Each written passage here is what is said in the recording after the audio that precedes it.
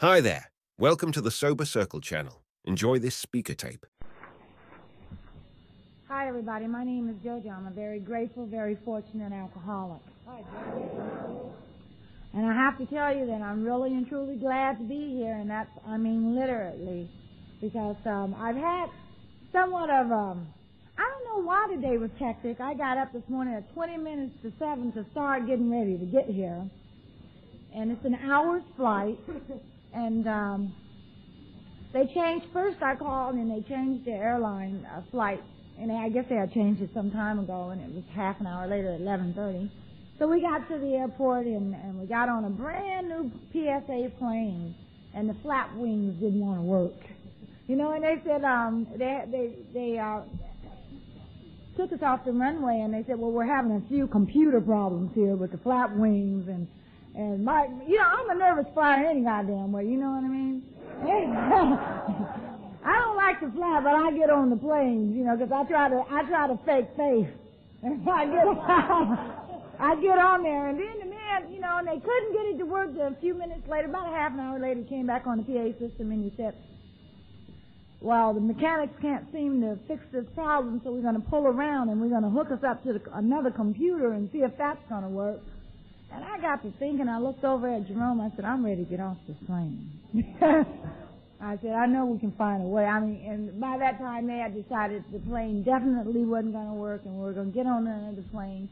Somehow I knew I was going to get here to Phoenix. I wasn't too worried. I figured the banquet wasn't going to go off till about 7 o'clock, and I just figured I'd get on some plane and get here. I wasn't too worried, but I figured whoever was the chairman here, they were freaking out, you know.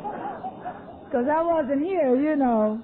And so when we finally got here, it was like, you know, you can breathe easy now. You know, so I'm here, and I got in my room and taking care of business, and all of a sudden, you know, these two people opened up the door and was getting ready to come in. And here I am in my stark naked, you know, and I freaked out, and I thought, okay, it's just another part of the series for today, you know.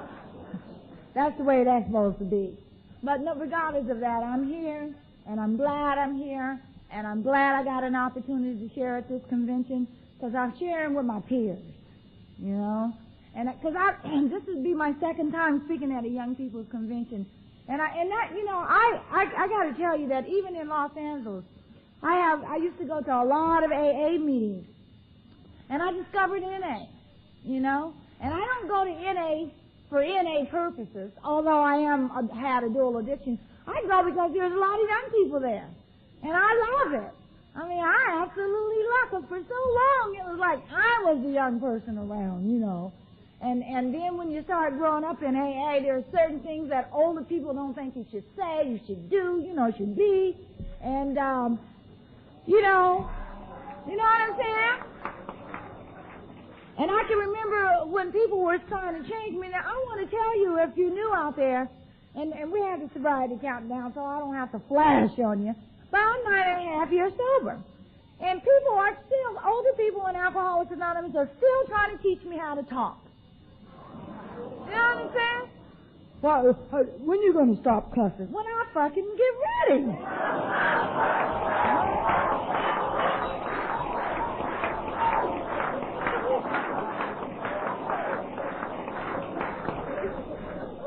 They're still trying to teach me how to talk, still trying to teach me how to act. You know what I'm saying? And I got here and I said, well, wait a minute, is this Alcoholics Anonymous or Ladies and Gentlemen Anonymous? You know what I mean? I thought I came to an AA meeting, and I did. And one of the things I kind of based it on the fact that, you know, some of you men, you come in here and you get one of us young, pretty young things, and for some reason you conjure up in your head that we're virgins. You know what I'm saying? It's like you have to remember we are in Alcoholics Anonymous, and we're just like you, baby. We're starting right here in Alcoholics Anonymous, and I don't know why I started that. It's like, I don't know what I'm ever going to say. I just let it come out, you know. Sometimes it's embarrassing.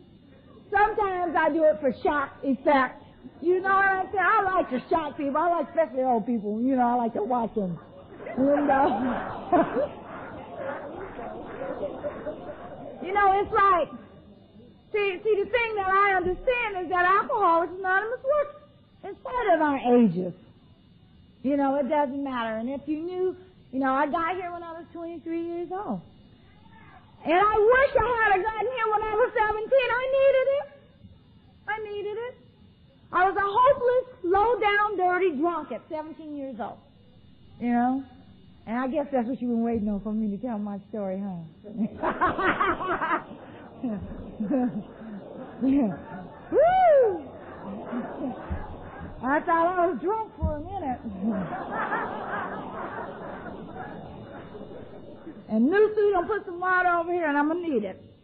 You know, I forgot. We were coming out of the airport, and she said, "I know you're gonna get down," or something like that. I said, "Yes, I am. I ain't vain about it, baby. You know, I speak well. You know, and it's only from experience. You know, not from anything else.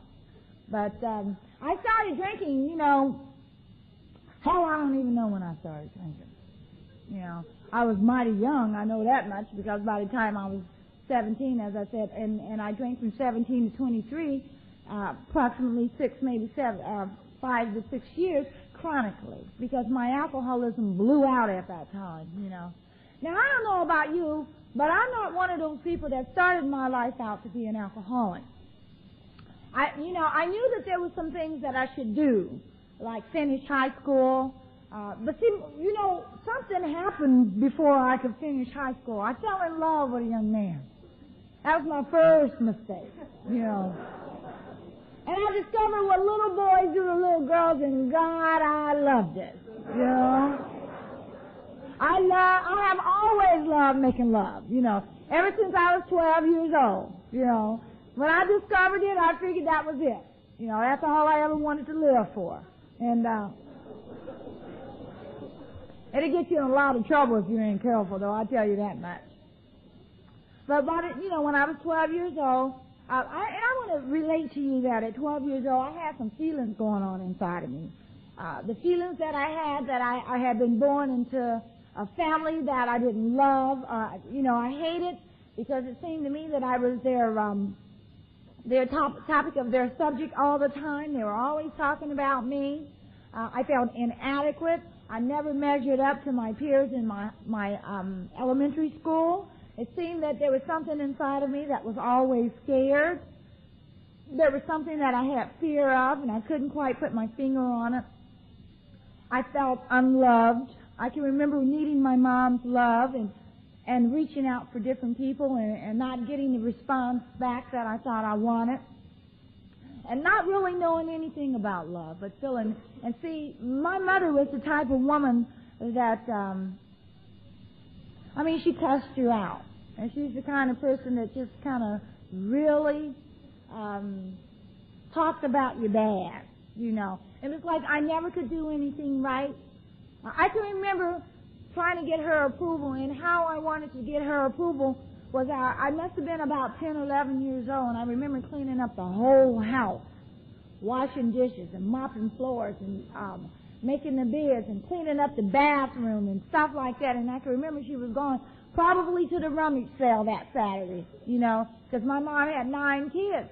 And so they didn't go to the shopping downtown like, you know, people do today. They had to go to the rummage sales, and they would get up early in the morning to go to get the best stuff before everybody picked over it. But I can remember when she'd come back to the house, and I was so proud of myself. You know, I was so proud. It was the first time I had ever really cleaned up the whole house, and I wanted this woman to be so impressed with me. And I can remember when she came in the house, and she looked around the house, and she knew the house was clean, and she looked at the floors, and I had not only mopped, but I had waxed. And I can remember, and she said, "Well, who cleaned the house up like this, you know?" And I said, "I did." She said, "You're a goddamn liar." I said, "But I did. I cleaned the house up." And for some particular reason, it's like whatever I did for this woman, it was never enough. I just never measured up. And that hurt me. I mean, that really hurt me. Because I had a younger sister, And it seemed to me that no matter what she did, it was approved by my mom. It was like no matter what she did. She did some of the things that everybody thought that she would do. She graduated from high school, and that was something that was really important in my hometown. As people graduated from high school, it didn't matter what they did, but they became instant ladies if they graduated from high school. You know what I mean? Now that's a nice young lady. You see what she did? She just graduated from high school. And the judge put me out when I was 15 years old, you know, and I had been in the 8th grade for 2 years. And it was like I had just lost the world to care, you know, at 14 and 15 years old. And, you know, measuring up to other people was something I just couldn't do. But I would try and do things that they did or to be a part of. And I was always one of those people who would go to any length for friendship because I didn't want to be lonely. And see, even at 10, 12, and 13 years old, at this time I was experiencing loneliness. You know, where I would be home by myself, or I would be bored and I needed something to do. And at 13 years old, I entered into the oldest profession in the world, and that's called prostitution. You know, at 13 years old, I got out there. At 14 years old, I was living in my own apartment, you know, and I'm not really proud of it. Not at all, because, you know, there's a part of my story that if I could change, I probably would, but it probably wouldn't make me into who I am today, you know. And so there's part of me that I would not change. But at 14 years old, I was out there, you know. And at this time, I was still going to school or trying to go to school, and the judge said, you know, no, thank you. You just can't have your kind in my school. And they signed me out. So there was no need for me to hide, so I just came on out, you know. And you see the young girls out on the corners, and they got their hands up, and you know that they're about 14 or 15 or 16 years old. That's me, you know. That's who I was when I was out there, you know. And getting chose by some older guy who was going to protect me and take care of me, and getting into some robust family, which was you know, when you talk about family life and prostitution, you're talking about sharing the same bed with 2 or 3 other women, and you know, and the one man, and doing the things that's necessary to make money, you know. The only thing that, you know, I probably would have been very good in that area, except that I was a drunk. and what happened for me is that, see, I was such a drunk that even at 16 or 17 years old, the pimps didn't want to be bothered with me because I stayed drunk too much. And so I got out there on my own, and that was real pitiful because John's got to know me, you know, and I was the kind of person that if you come and we were supposed to have a date and you brought a 6-pack of beer and a pint of wine, I never did ask for no money, you know. I just took the drinks and the wine, and I just got drunk, you know. And I did that on a repeated basis, and I wanted to act tough, you know. There was a part of me that wanted to act tough, and I just couldn't, because part of my nature is to be loved, warming human being, and I just could not act like those other prostitutes. They were kind of people that it seemed to me that they could flicker their fingers, and they could delegate to the Johns, and they got what they wanted. And I look at them and I wonder why I couldn't do that, you know. But I couldn't let them know that I couldn't do that. So we played games out there on the street, and they would ask me, you know, sometimes among ourselves we shared with how much we made, and they would say, well, Jojo, how much you made tonight, you know? And I, you know, I couldn't tell them. I didn't want, you know, I said, well, hey, you know, I don't know. I made a couple hundred, and if I was lucky, I went home with $20, you know, with $20. And I don't ever want to forget, you know, what's that like, you know, to go out and to be out all night and to go home for something like that. And today I realize that it was an act of survival for me. That was necessary that I take those roads.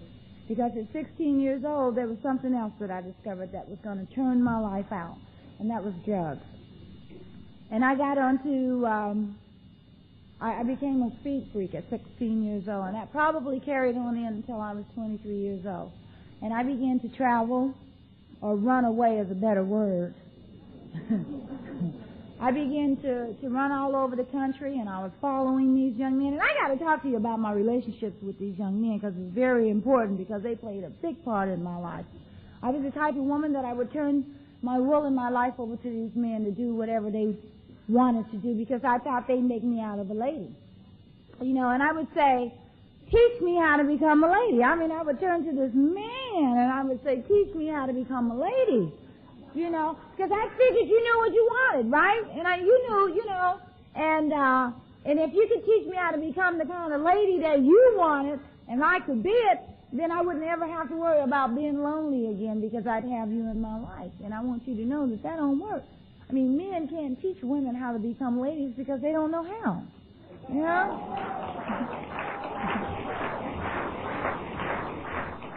They don't know how. But somehow I had conjured up in the sickness of my mind that they knew. That they knew, you know. And by this time, sex was a very intricate part of my life, you know. And I used that as a means, a tool for my emotions, you know. I based everything around it. I was a very sex human being, you know. And I didn't realize at that time because I thought that if I gave you what you want, in return you would give me what I want, and that was companionship and attention, and to understand that I was a human being and to be with me, because I was one of those women that you just didn't want to be with, you know. And I don't want to talk too low about myself, but I have to tell you, but that's my life, you know. And I talk from my guts. I don't talk from my head, you know. And one of the things that I don't do is I don't try and make my story pretty, because in my 10 years of suffering, and I call it 10 years of suffering, I suffered. I hurt. I can remember hurting so bad, you know, that I couldn't even feel my food when I ate. Or my thoughts. I would say, God, I'm going crazy, and my thoughts would zoom through my head, and I couldn't even remember what I was thinking at the same time that they were going through my head. And I think, God, damn, what's going on with me? Am I crazy? And wanting to be different. And wanting my life to be something that I didn't even understand what was going on. And not having anybody in my life that I could say, well, that's what I want to be like. You know, there was nobody in my life. There was ministers, pimps, and whores. That's it. You know, and I knew I wasn't going to be no minister. That was out, you know. There's a part of me, that was a part of me that didn't even know who God was, you know. I mean, ye of little faith I had, you know. There was, you know, I thought if there's a God, where the hell is he at? Well, you let my life get in this rut like this for? I mean, because men were taking advantage of me. And I was the kind of woman that they would say, well, why don't you meet me I'll be over there in the alley on 2nd and Central tonight, you know, around 11 o'clock. Can you sneak out the house, you know? And I said, yeah, I can do it. And I get over there on Central and 2nd in the alley, and damn if he ain't brought 2 of his buddies. You know? And they would hunt you down and say, which one's going first, you know? And because I was so starved for affection, I would lay down because I wanted to be loved, you know. And I want you to know that I didn't feel good about it. I mean, when it was over, or when I went home, or when I thought about it, or when I was sober and the thoughts crossed my mind, I'd get drunk because I couldn't handle the feelings that was inside of me. I just didn't want to deal with what I had become.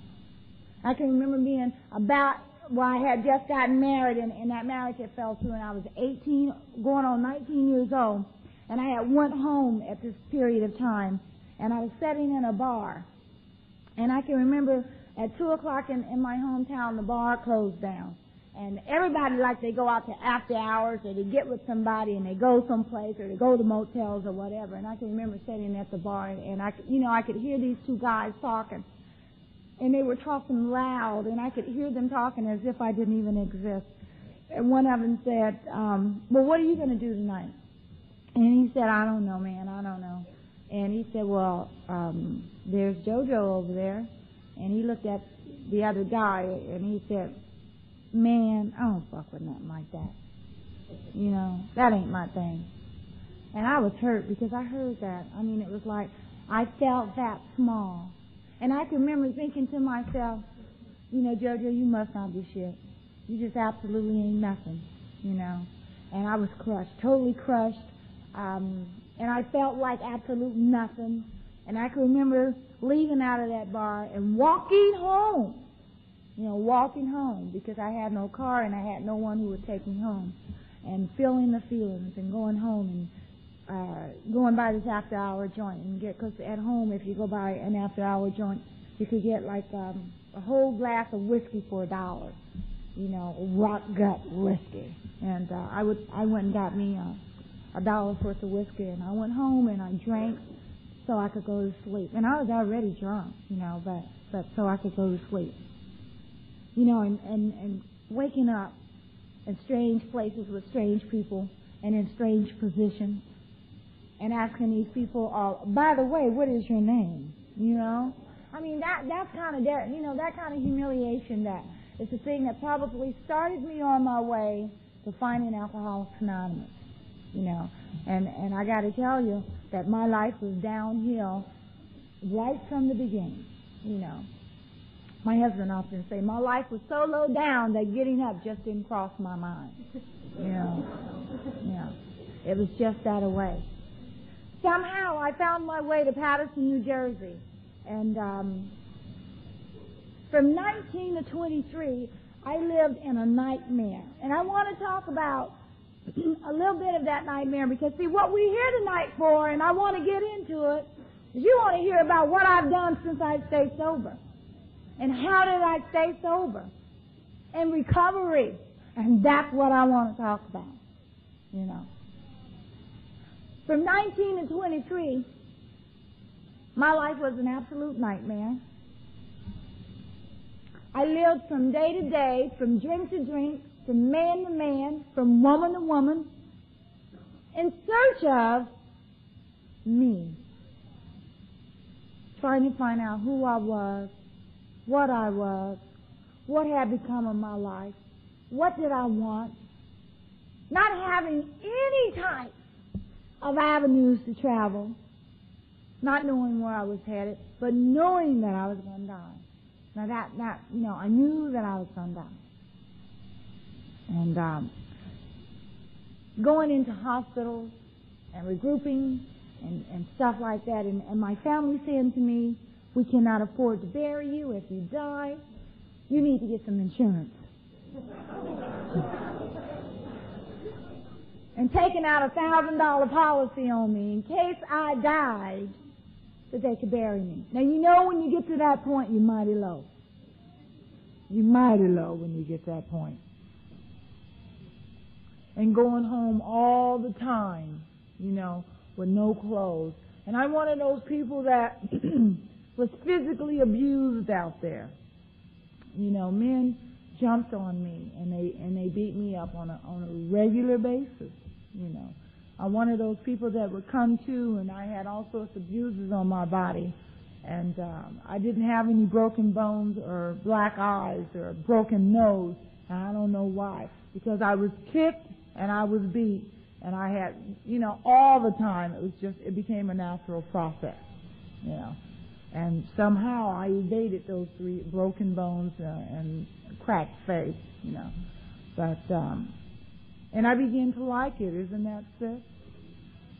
I began to like it because you know what happened for me at that time? I got some attention. That's real. But I got the attention, and that's what I always wanted. See, because when I was little and my mom would physically abuse us, she would say in a heated moment of killing us, I wouldn't do this if I didn't love you, JoJo. Have your parents ever done that and said that to you? You make me do this to you. Yeah. And that was the only time that woman would tell me she loved me. Do you know that? That's the only time that she would tell me she loved me. And I needed to hear that she loved me sometimes. And the only way that I could get her or any man, it seemed to me, to tell me that they loved me is when they were fucking apologizing to me for jumping on me. So what I would do is I would set myself up, and they would accommodate me, you know. But there came a time when I was 22 years old and I went home, and this was in 1974. And I had just ran out of everybody. There was nobody in my life. I went home to die. That's what I went home for. I went home to die. Because everybody knew I wasn't going to make it. And I had drank myself to a physical. And I want to tell you that alcoholism took a physical toll on me. I am not one of those people that it just put in institutions. I mean, it sent me to hospitals and doctors, and they called in priests on me, and he said that I wouldn't make it for mourning because I was 85. I was weighing 85 pounds. I had a high blood pressure in New Jersey of 180 over 120. And they thought I had an aneurysm before daylight came, and they called in a priest to give me my last rites. And as you can see, I made it through that, you know. But alcoholism, it put me in a physical place where I couldn't walk. I had alcoholic paralysis. I couldn't control my body function. I could not make it to the restroom when I got ready for anything. I had a nervous condition where I had to drink every day to calm my nerves down because I shook so bad.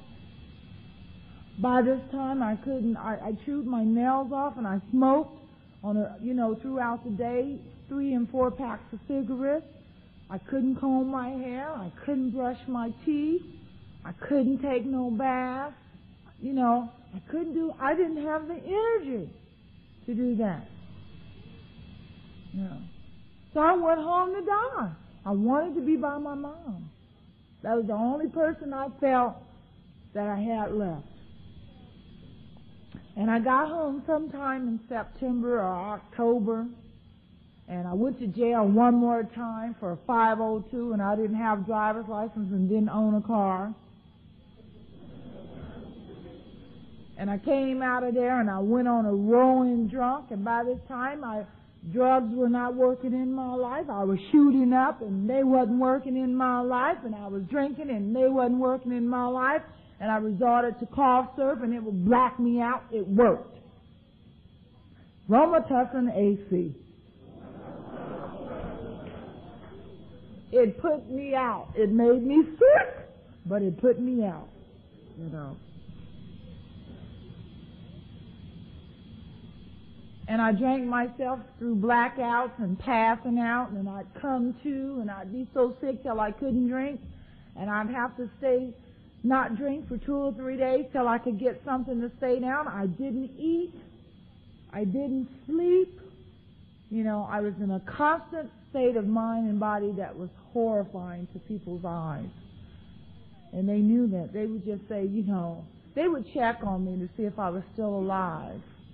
I was living with a brother of mine who was in the service, him and his wife. They had a little room upstairs. Matter of fact, it was their kids' room, and they had an old mattress on the floor, and there were no sheets on it. It was just a piece of cover on top. And I'd crawl in there on that floor. And I'd sleep, and I'd wake up, and they'd come in, and they'd check on me to see if I was still alive, you know. And that was through the Christmas holidays of 1974. And somehow I made it through to January of 1975, and I got sober long enough to celebrate my 23rd birthday. I was 23 years old. And I celebrated by getting drunk and staying loaded for 2 more weeks. And when I came to, I was in DT. I was petrified, I was horrified, and I knew that the time had come. And it was Valentine's night, February the 14th of 1975, I came to on my mom's couch. There were nobody in that house but me and my mom. And my mom was in the bed. She was passed out drunk. I came to on that couch in my own filth And I can remember the feeling inside that I had was I needed to be close to my mom. I needed to tell her that I loved her. And I crawled into bed with my mom. I went in there in her room and I got into bed. I was 23 years old. She was passed out drunk. I slid under the covers and I got, because my mom was a big woman and she was laying on her side. And I crawled all the way behind her and I put my arms around her. And I told her that I was sorry I hadn't made anything out of myself that she could be proud of. But I knew I was going to die. And that I loved her. And that's the thing I wanted her to know, that I loved her. And I honestly tell you, I did not think that I would make it for morning. And I blacked out at that time. And I guess God just kind of put me to sleep, because I can remember crying out to God to help me. There was something inside of me that just didn't want to die that night. I didn't want to die drunk. I wanted to try and get my relationship with God right, like we all do before we die. You know, I wanted to try and get my relationship with Him right, because I had the nerve to want to go to heaven. I did not know if there was a hell and it was like this, I didn't want no part of it. You know. And God just kind of whacked me out and put me on back to sleep. You know, because I was in DT when I was doing all of this. And I was conscious of what was going on, but I couldn't control it. And the next morning, it was February the 15th of 1975, and I came downstairs, and it was like I could feel the cool breeze going up my back, and I could hear the words forming in my head as I came downstairs. I know why you can't stop drinking, JoJo. You're an alcoholic. Why don't you call for some help? And when I hit the bottom of the steps, I hollered to the top of my voice, as loud as I could, I know what's wrong with me. I'm an alcoholic. And I went over there and grabbed the phone off the wall, but my family seemed to come out the walls from somewhere, and they said, put that phone down. Don't be calling nobody telling them you know alcoholic. You know.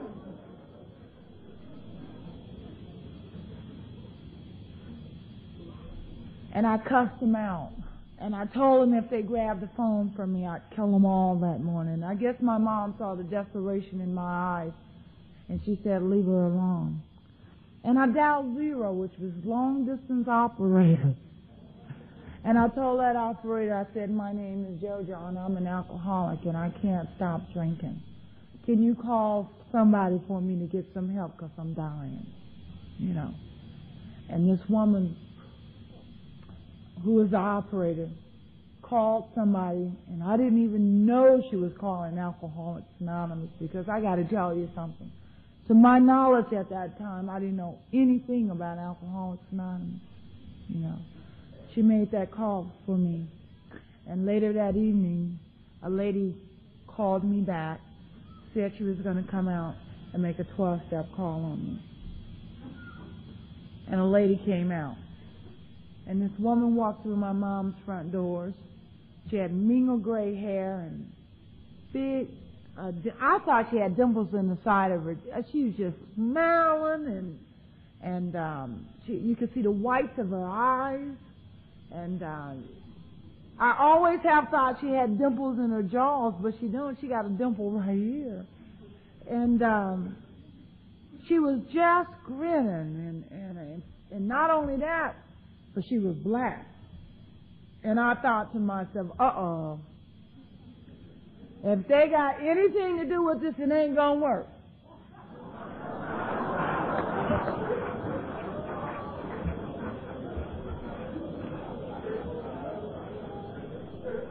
See, I didn't trust anybody. And I surely didn't trust my own race, you know, because they were the people I felt that had put me to where I was, you know. And I thought, oh, God, you know, what is this? And she asked me if I wanted to go for a ride with her. And I asked her if we could go by the liquor store. so I could get me a quart of beer because I couldn't stop drinking. And she said, you can't drink in my car. And I said, okay, fine. She says, but you're welcome to come and go with me. And I got in her car, and this woman took me to the Board of Health. Now I thought, oh, God. She put keys in the door, and I looked at her, and I said, what do? You clean up this place, you know? And she said, come on, just come on in, honey, you know. And we went in to the Board of Health, and she took me into her office because she was a counselor, an alcoholic counselor, and she had been sober for 4 years. And she let me talk to her. And she let me tell her all my dark secrets that I was going to carry to my grave. And she didn't push the chair back, and she didn't put her hands up in front of her face, and she didn't say, oh, God, you know, or any of those things. That woman told me that you can stay sober, and you don't have to drink again, because I'm here to help you, you know. And she also told me something that I just absolutely thought was amazing, you know, and she said, did you know that you never have to take another drink again? I said, what? She said, you never have to take another drink again. See, nobody had ever told me that. I always thought I had to drink. I always thought in order to be a part of, I had to do what everybody else was doing. And it never occurred to me that when I was passed out or I was blacked out, that they were still partying and I wasn't. It never occurred to me. Because what would happen is that the next day they would tell me, girl, you sure had a good time. You know, you really partied. Then you went to sleep. And I would say, well, tell me what I did. You know? And it was like, I just couldn't pull it together. And on February 15th, that lady took me to my first meeting of Alcoholics Anonymous in Lima, Ohio. You know. And I've been coming back to Alcoholics Anonymous ever since. You know. And at that time, I was still in the street, and I was still turning tricks, and they knew it, and they told me, and that was before they changed the traditions. The only requirement for membership is an honest desire to stop drinking. And I had an honest desire to stop drinking. God, I wanted to stop drinking more than anything in the world. And they told me that was the only requirement. See, because I didn't know how to work. I was an 8th grade dropout. I had had a few restaurant jobs every once in a while when I was trying to straighten my life up. But at this time, I had built up a small clientele, you know, and I would go to the meetings. And matter of fact, there was a guy that used to come about 40 miles out of the way. He would pick me up on the corner. Where it was on my job, he would take me to an AA meeting, and then he would drop me back off on the corner. And he would say, I'll see you Thursday. And I said, same place, same corner. You know, I'll be here. They never told me that I couldn't come to Alcoholics Anonymous because of that. My sponsor told me, and I don't ever want to forget, she says, you can do anything that you want to do. Just don't drink and don't use. She says, if you keep coming back long enough, in spite of yourself, your life will change. You know. And I didn't understand that, because when I stopped drinking, something magical happened for me. I started making money.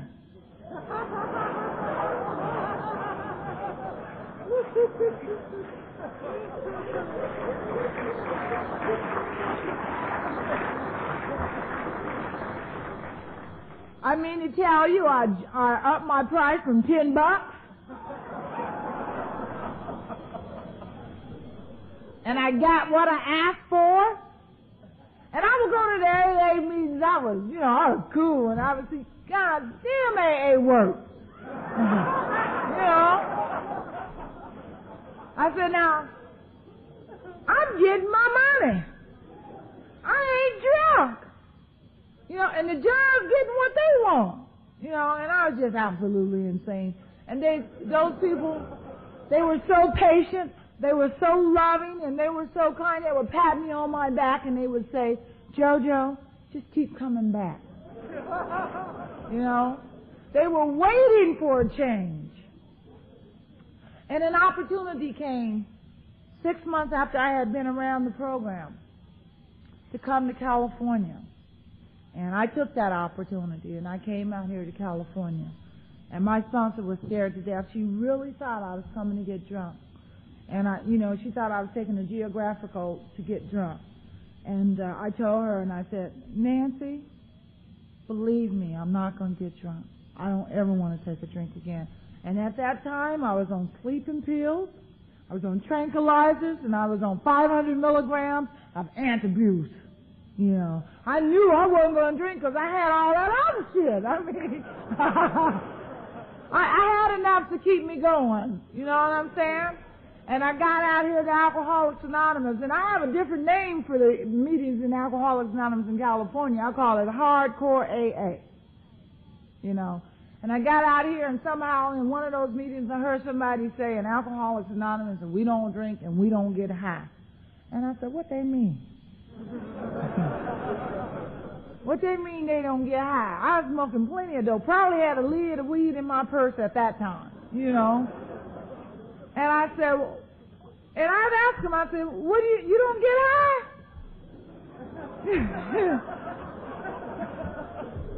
You guys are weird out here.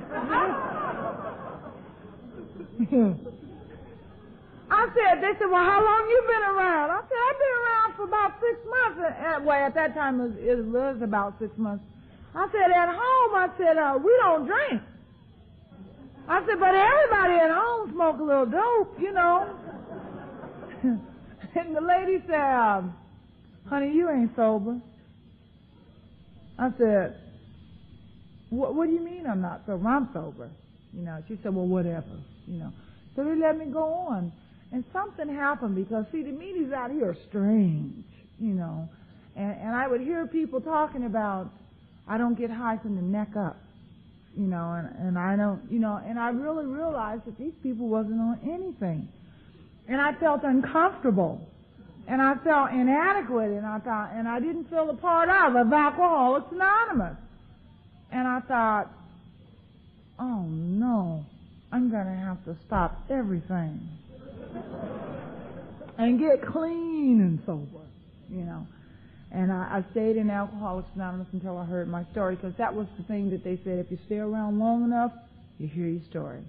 And I stayed long enough to hear my story, and I met a lady who was just like me. Only difference is she was sober, and she had been sober for about 8 years, and she was 24 years old. You know, and she had been sober, and she not only that, she had come out of a gay style of life, and I don't want to neglect to tell you that I came here out of a gay style of life for myself. It was necessary that I be in that, only because I was rejected, you know. And I ventured out to hurt people, and it was men mainly I wanted to hurt. But and not only that, loneliness will make you do a lot of things when you have no choice. And I got here, and this woman talked about who she was and where she had come from, and I identified. You see, because I had gotten sober in a little group where it was older people, and you know they didn't talk about prostitution. You know, they don't do that. They don't do that. I mean, they were not prostitutes. They were just people who had unfortunately gotten drunk in their own laundry rooms and lost yachts. And I couldn't identify with that. I could not identify with that. I identified with the rock gut people, you know. And you know, at 6 months, clean and sober, at 6 months, I discovered that I wanted what you people had. And that November the 3rd, November the 2nd, I smoked my last joint. And I stood up as a newcomer in Alcoholics Anonymous. And I changed my sobriety date. because I knew I wanted to stay clean and I wanted to stay sober more than anything in the world, and I wanted what you people had. And I want you to know when I made that conscious decision to do that, that my life changed. In my life. And I want to talk about recovery. I don't have a watch, Sue. I don't know what time it is. And what happened for me is that I found my way in Alcoholics Anonymous in California. And at that time, I found a recovery home that would take me in because I didn't have any money. And they let me stay in their recovery home. And I went out and I found a job. My job paid $2.15 an hour, but I was willing to work because I had no back skills.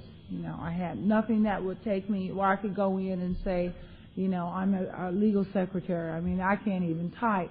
So there was no way that I could get through that. And I worked that job. I started my life in California. You know, and I had committed a commitment to myself that I wanted to make it. I was 23 years old, you know, and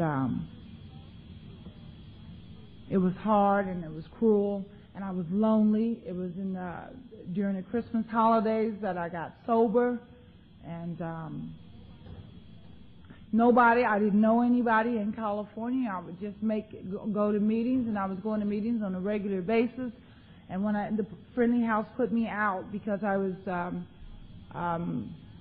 was before I changed my sobriety date, but I was still smoking, and they put me out after being there for 2 months. And I found a little apartment, around the corner, and I was living there, and I would make meetings every day, and I knew that I had to make a commitment to myself. And when I changed my sobriety date, which was that November, it started matter of fact, I was living in that apartment because Friendly House put me out October the 29th, and I changed my sobriety date November the 2nd. And so I had only been out for a week when I changed my sobriety date. And I would go to the meetings down by my house, and I would go every day. And when I was about 6 months clean and sober, I met a man at a coffee pot, and he asked me if I wanted to ride home, and I said, no, thank you. And about 3 months later, I saw him in another meeting, and we sat beside one another. And he asked me, he says, how long you been around? And the truth, I had been around Alcoholics Anonymous for about 1.5 years. And I said, I've been around for 1.5 years, and I guess his eyes just lit up, you know, and because his sponsor had told him you don't mess with newcomers, you know, and but I wouldn't go out with him or anything, and I had gotten thrown out of this apartment, or gave my apartment up to move in with a friend of mine, and after we moved in, she decided that it was a bad mistake that we had done this. And I went back to my sister. I had a sister out in California. And she couldn't understand why I needed to make all these AA meetings, you know. So she asked me to get out, you know, and my pride was hurt. So I went to this women's stack meeting because I had no place else to go. And there was a lady that was sitting beside me, and she says, I've been looking for a person like you because I'm lonely. And she says, I have an apartment, and you're welcome to come and stay with me. And I went over to live with this lady until I could do better, because I had no job at that time and no place to go. And that Tuesday night, she asked me, she said, well, why don't you stay home tonight? We're having a couple of guys come over and play cards with us, because I was into going to meetings every day. And I said, no, thank you. I'm going to a meeting tonight. Somehow they convinced me to stay home, and when the knock come on the door, I opened up the door, and there was that same fellow that I had seen in them AA meetings, you know. And he came in, and we played cards, and it was something magical that happened that night. Because he said something like, would you ladies like to have a pizza? You know. And it had been a long time since somebody had called me a lady, you know. So I zoned in on that, you know what I mean? Not only that, when the pizza man came, see, I was into money. He pulled out a big wad of money. And I said to myself, look here.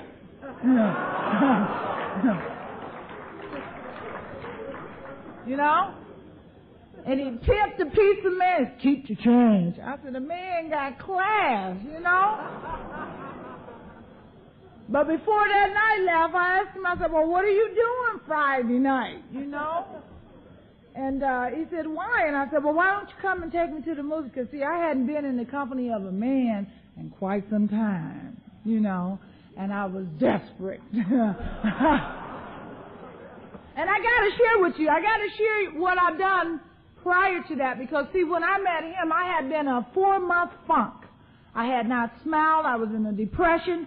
All I did was went to meetings. Because I was making a commitment to stay sober, and I wasn't enjoying sobriety at all. It was painful for me. I had just come through those holidays, and I was hurting, and I was lonely, and I was desperate. What I had done when I was 31 days sober, I went out on the corner talking about my sex life now. And I got a free press paper. Well, I don't know if you got it in Phoenix, but we got it in Los Angeles. And it had, you know, who you can call and what you can get, you know. And I called this number, you know, because it sounded interesting. It says tall, black, and handsome. Call after 11 p.m., you know, available. And I thought, now, this said something else. I won't go off into what else it talked about. But it was erotic, you know, and I loved it. And I called this man's telephone number. And we made some arrangements for him to immediately come up and get me, you know. And I want you to know that I had a lot of nerve in it. I was very sick because at that time, you know, a lot of stuff is going on. I didn't know anybody. I was new into Los Angeles, and I could have been murdered and dumped or whatever, you know. But none of that entered my mind.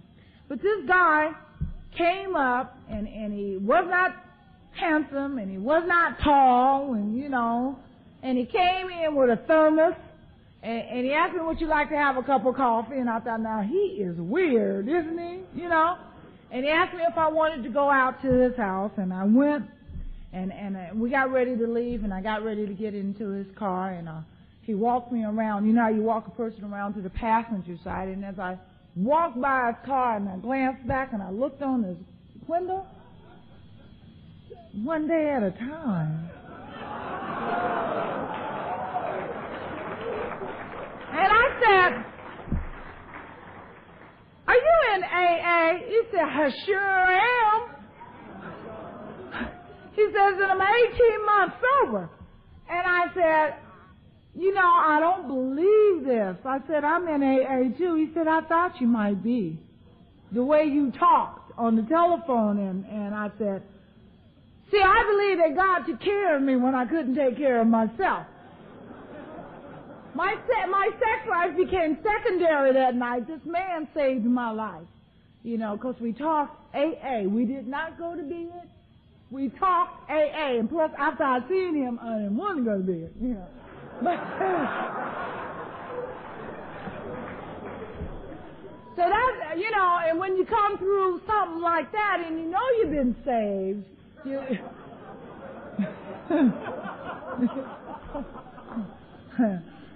I figure, okay, God, I won't play none of this no more, you know. And so when I met this other gentleman, and I was desperate at this time, and the money kind of just intrigued me out, and I thought, oh, yeah. So he came that Friday, and we went to a movie. And his sister was with us, and we had another friend named Jerome who was with us. And I swear to God, you guys, I've been trying to figure out for 9 years what we saw at that movie. Because I have not left that man's side since that night. And that's incredible, you know, for me.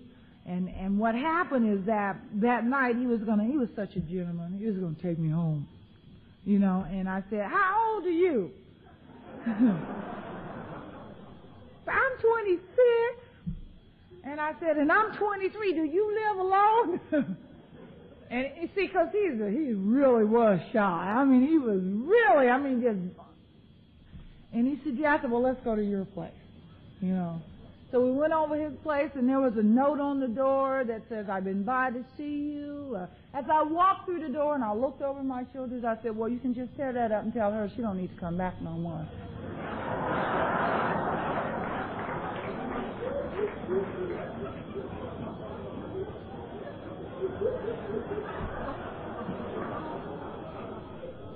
And I went into this little dump, because he had a little dump, but I was used to dumps, so it wasn't no big deal, but I was desperate. I wanted to move, you know, because living with a woman was just not my thing. And but we got over there, and he was so kind, and he just treated me real nice.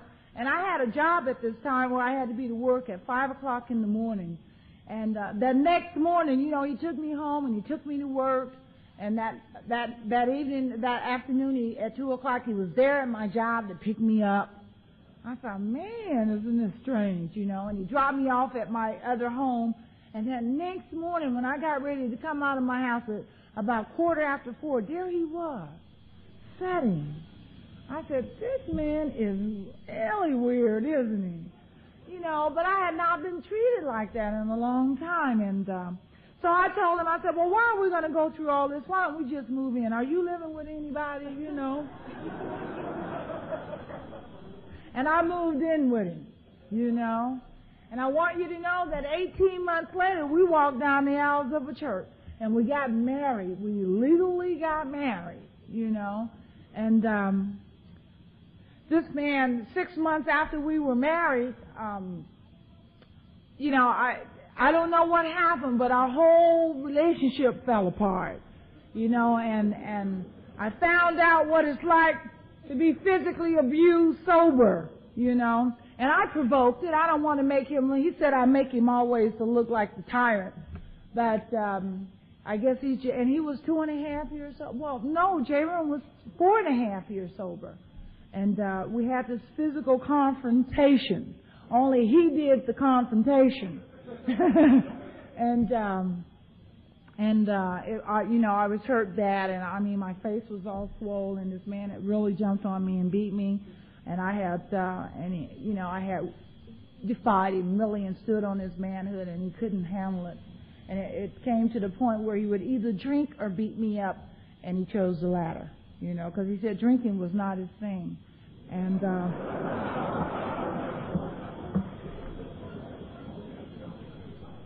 And my husband, it was, because he accepted me. And that's the thing that I want to talk about, acceptance, because he accepted me for who I was, where I come from. There were things and I'm sure there's things right now he still want to change about me, and I know number one what it is. But he kind of accepted me. And when we got together and I discovered why he had all that money that night that he called the pizza man, I was just blown away. And we laugh at it today.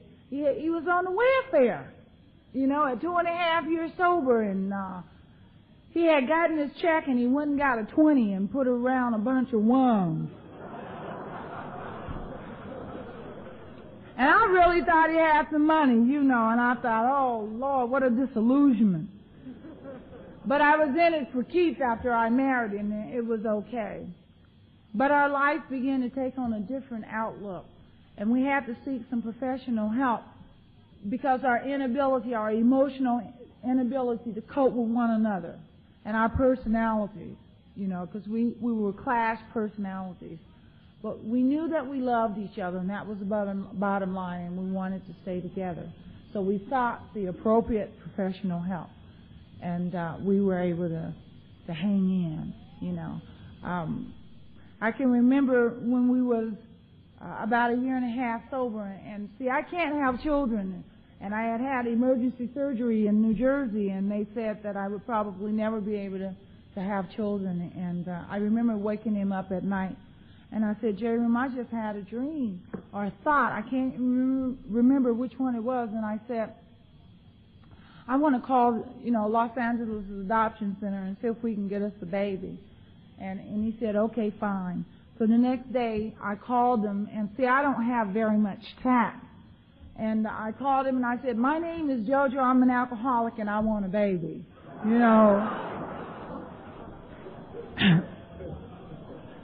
And these people, they said, honey, why don't you just come on down, you know. And so we went through all of the interviews, and they sent off for our records and our arrest records. And I got to tell you, see, my husband is one of those people who've been to the nut house 2 or 3 times, you know. I call him a Camarilla nut house retread, you know. And they sent off for his record, and they sent off for mine. And I've been in just about every county jail in every state that I ever been in, you know. And they had our records, and I just knew that they weren't going to ever approve of us. Matter of fact, they even said, don't call us, we'll call you, you know. And I left there with a lot of pain, you know, and I went home, and Jerome said, well, you know, we're about the business of living. We go about the business of living in Alcoholics Anonymous. You don't plan the results. And in the meantime, my life fell apart, literally fell apart, because I began to deal with a lot of death. I began to deal with a lot of living. I began to deal with a lot of life. And I just tell you, I was not prepared for what was about to happen in my life, and I didn't know what was going on. The thing that I want to zone into is that God has never left my side. He has never left me empty. Whenever something was taken away from me, something was always given back to me. And in July of 1979, I experienced my first pain. I lost my brother to alcoholism and addiction. And 3 months later, I lost my mother. And a year later, I lost my sister. They were all under the influence of alcohol and drugs, you know. And the thing that I realized is I didn't drink and I didn't use. That I was able to go back, and I was able to take care of business, and I was able to go to those funerals, and I was able to come back. And each and every time that I lost one of them, God replaced it with something. Because when my brother died, I got a brand new car, you know, and I had never had a car in my life. When my mom died, the adoption center called and said that we had been approved, you know, and that when they found the right little baby for us, that they would call us up. 9 months later, they called us up. I was not at home, I was at work. And my husband answered the phone, and they asked him if he was interested in a little boy that was born September the 5th of 1979. And he went on to describe some other stuff about this child to my husband. But he said he didn't hear anything else, because he knew that God had answered our prayers, because his birthday was September the 5th, you know. And they never connected the two things together. And we went out and down in California, and, you know, that's predominantly white. And this lady had raised my son from 25 days on. She had kept a record, and she had took pictures of when he first walked, when he first moved, when he first spit, whatever. She had the records. And we went out there, and the social workers told us that don't you go to him, let him come to you, because he's never been exposed to black people before, you know. And we went out there, and we sat in these rocking chairs, and the little boy and a little beautiful Mexican girl was on the floor, and that was the 2 foster kids that she had. And my little baby was on all fours because he couldn't walk, and he was crawling so fast, and he finally looked up and he saw us, you know. And he crawled over to us so fast, and he crawled up on my lap, just as if to say, well, damn, where have you been? You know? And he put his arms around my neck, and he laid his head on my shoulder, and he reached over, and he reached out for Jerome. He was 11 months old, you know. And we were able to take that child home with us. And at this time, you know, I was working for a department store, and I was in management. And I would come home very tired, and I wasn't quite used to children, but it was a dream come true for me. And I would walk in the door, and no matter where he was, because Jerome would go pick him up, no matter where he was, I could hear his feet, and he could hear the key coming in the door, and he'd run just as fast as he could, and he'd fall down, and he'd look up at me, and I'd reach down, and I'd pick him up. And it was like, it's okay, Mommy, you're home now, you know. And that was all I ever drank and used for in the beginning. Because, see, I had something now that I could love unconditionally, you know. And my life was beginning to take shape. It was beginning to take form, you know. And everything else in my life began to take shape and form for me, you know. And I went back to school, you know, and I decided that I just didn't want to live a life of being not uneducated, but I just didn't want to be a dropout. So I went back to school, and I got my GED. And it was the thing that made me feel good about me, because everything that I've done in my sobriety has been based on feelings, you know, because I wanted to grow, because I wanted to become somebody, because I wanted to do something about my life. And, you know, it was like when I began to share, and I began to share from my gut, it seemed that God gave me a unique gift, you know, and it was the ability to reach out to other people about my age, because it seemed to me that we had something in common. We had done a lot of things, you know, and as a woman, and I'm speaking as a woman, there is nothing like a woman that has to come into Alcoholics Anonymous and pull her life together. And it doesn't mean that the men don't have to do the same, but it seemed to me that the degradation that we suffer as a woman seemed to be a little lower than a man. Because if you get drunk and you run down the street naked, then all they're going to do is tell us, well, look, the man ain't got no clothes on, but you let me do it, you know, and they'll never live it down. No matter where I go, somebody will remember who I was, you know. Because every time I go back to my hometown, they always remind me of who I am. Jojo, do you remember? Yeah, I remember, but I don't want to remember. Do you mind? You know?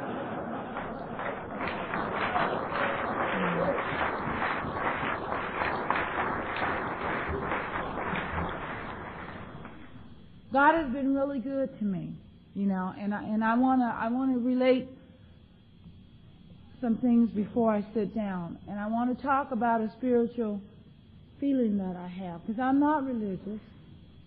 I'm one of those people that probably don't do a lot of prayers. I don't go to church. I don't get on my knees and pray. I don't even remember to pray at times. But I know I have an unshakable faith that has sustained me when no other human power could.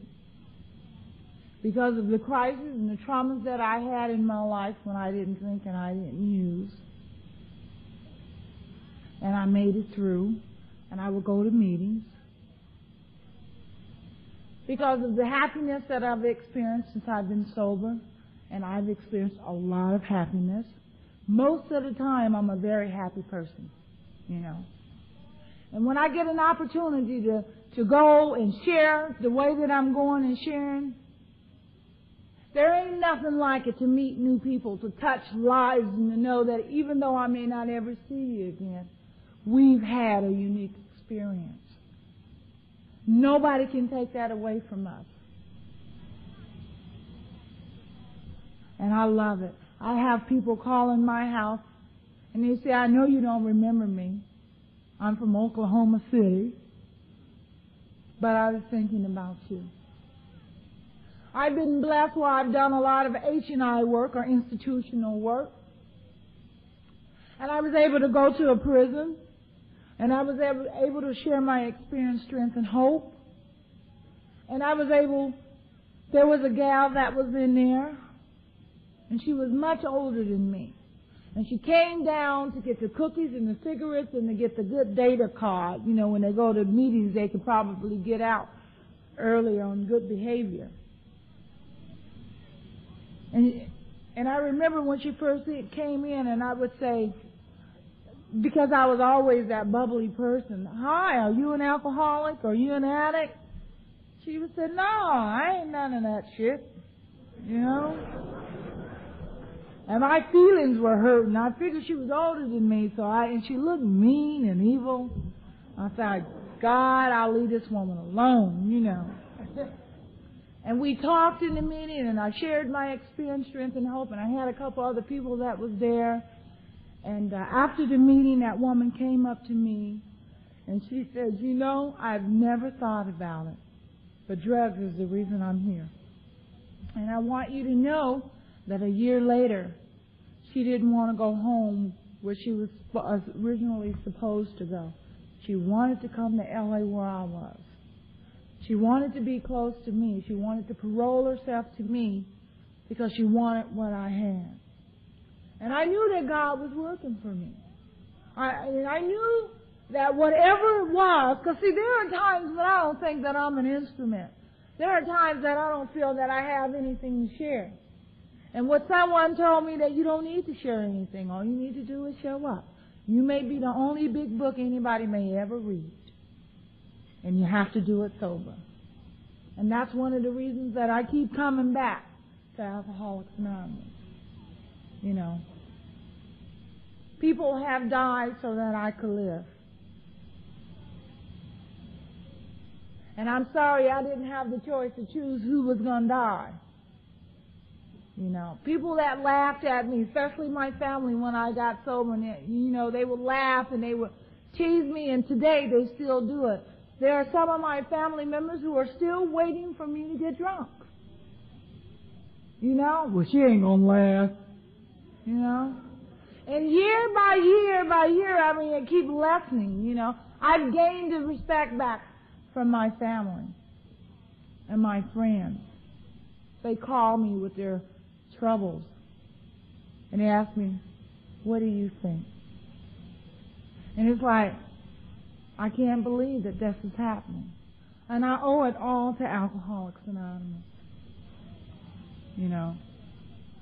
I don't know what I've said tonight that may have helped anybody, but I do believe that God brought me to Arizona for a reason. And if I'm not here but to help one person out of the crowd that's out there, if you're helped, then my trip has not been in vain. And one of the reasons I know that it hasn't been in vain is that for the last hour I have been sober. I have been behind this podium and I haven't drank. So it's working for me. You know? If you're new, keep coming back. Alcoholics Anonymous works. There is no way that I can tell you when it's going to happen for you, because I am not God. I wish I had the answers. I wish that I was the type of person who could just sprinkle the google dust and it works for you. But I don't. I don't have those kind of answers. But I do know that if you keep coming back long enough and you find out what an alcoholic is, that it will work for you. I'm going to share this and I'm going to sit down.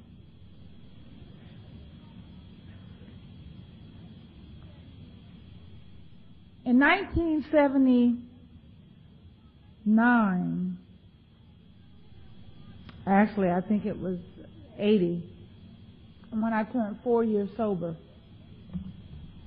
I called my mom up, and in that 4 years I had been going back home to spend Mother's Day with her.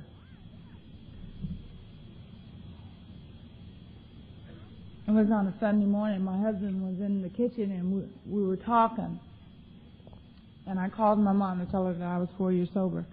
And my mom and I was talking about the weather and all that stuff, and she asked to speak to my husband. And they talked for a while.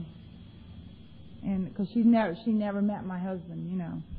And she gave the phone back. He gave the phone back to me, and I can remember getting ready to hang up, but I heard some clicking in the telephone. And I said, "What is that noise?" And I put the phone back up to my ears, and I could hear on the other end saying, "Did you get it?" And I said, "Did I get what?" She says, "Did you get that great big kiss I sent you?" She said, "Let me tell you something before we hang up." She says, "I want you to know this. I think you turned out to be one of the best kids I got. And I love you." It was the first time in my life I had ever heard that woman tell me she loved me. And I just kind of held on to the phone and I told her that I loved her. And I know today why God let that happen. Because I flashed back the night that I crawled in bed with my mom when I was dying and I was desperate. And I told her that I was sorry I hadn't made anything out of myself that she could be proud of. And she told me that she thought I was the best kid she had. She finally validated my life. She finally approved of me. And it was 2 days before she died. So I knew that it was okay. That was the last time that I talked to my mom. And to Alcoholics Anonymous and to all you people, I want to tell you that I'm very grateful to you for showing me a way to stay sober. I know today that I could have stayed sober without that. But what you told me and what God gave me is that if you stay sober long enough and don't drink 5 minutes before the miracle happens, that they will happen in my life. And you allow me to have the kind of relationship that I always wanted to have with my mom. I will be forever grateful to you for that. I will be ever grateful to you for allowing me to become the kind of mother that I always wanted to be without bearing any children. Because that little boy loves me. And to become the kind of wife that I always wanted to be, and to be in the same relationship with the same man and not have him to hate me. And to find out what it's like to go on the other side of the fence and put on a dress, and to feel like a lady, and to look like a lady, and to act like one every once in a while. I will be forever grateful to you for saving my life, for giving me an opportunity to grow up. And I know today I have one goal in my mind. One goal. I'm going to tell you what that goal is. I want to get old. And I want to get old sober. I got sober when I was 23, and if I live 50 more years, can you imagine how old I'll be in sobriety? 73. I can't wait to get old. I ran out of things to say. I ran out of things to be, and I just want to tell you that I feel like I'm dragging it out, and I don't want to bore you. I know we want to dance tonight, but I love you all. Thank you very much for coming and being with us tonight and for touching my life, for giving me an opportunity to be a part of yours. Thank you.